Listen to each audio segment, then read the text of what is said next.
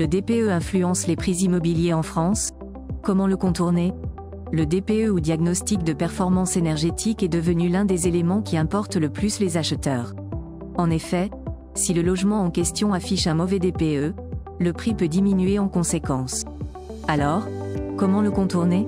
Réponse dans cette vidéo. L'impact du DPE sur les prix immobiliers.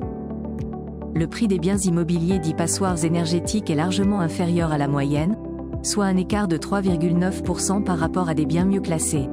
Ce pourcentage est encore plus conséquent dans les zones rurales puisqu'il arrive à hauteur de 5,9%. Et malheureusement, cette différence de prix risque de se creuser davantage dans les prochains mois, notamment s'il y a un ralentissement au niveau de l'augmentation des coûts des passoires énergétiques par rapport à ceux des logements dits vertueux. Un logement passoire énergétique peut aussi constituer un frein pour les potentiels clients. Soit ces derniers se lancent dans l'aventure et utilisent le DPE comme un levier de négociation, soit ils privilégient uniquement les biens ayant une meilleure étiquette énergétique. Comment contourner le DPE?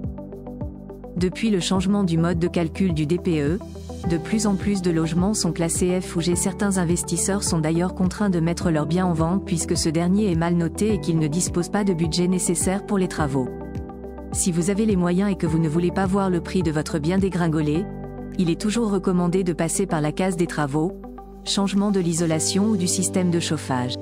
À noter que vous pourrez bénéficier d'une aide financière comme l'éco-prêt à taux zéro, la TVA à 5,5% ou ma prime rénov'. Pour améliorer votre note, il est conseillé de donner tous les éléments nécessaires au diagnostiqueur afin qu'il puisse les intégrer dans le calcul. Il vous faudra bien évidemment apporter des preuves de l'équipement de chauffage ou d'isolation extérieure, de la présence d'un volet et du double vitrage, etc. Si vous habitez au dernier étage, n'hésitez pas à accéder au comble pour montrer qu'il y a bien une isolation.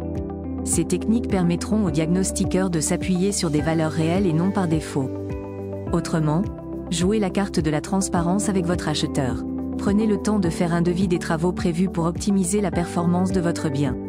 Pour ce faire, il faudra faire appel à 2 ou 3 entrepreneurs. Avec ces documents, le candidat peut se projeter et avoir une idée précise de ce qu'il attend. Bien sûr, il les utilisera pour faire descendre le prix, mais en tant que propriétaire, vous avez la possibilité de déduire la moyenne des devis du prix de vente.